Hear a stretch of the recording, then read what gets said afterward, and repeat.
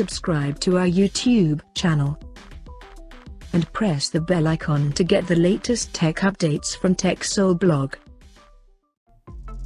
Samsung is gearing up to launch its new A series phone called Galaxy A05s, and before the launch, the upcoming smartphone renders has surfaced online by a popular leakster Steve Hemmerstoffer, in partner with MySmartPrice. According to leaks and rumors, the Galaxy A05s will sport a flat 6.6-inch display, with a U-shaped notch at the top center for selfie camera. The rear panel of the phone is seen to have a vertically aligned triple camera set up at the top left corner, including LED flash.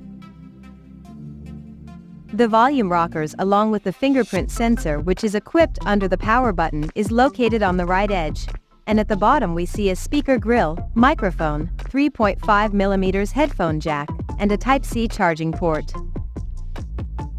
The physical dimensions of this smartphone is said to measure at 167.9 by 77.7 by 8.8 millimeters, and a recent leak suggests the phone to ship with a large 4000 mAh battery, with 25 watts fast charging support. Apart from this, there is no other details of Galaxy A05s has leaked so far.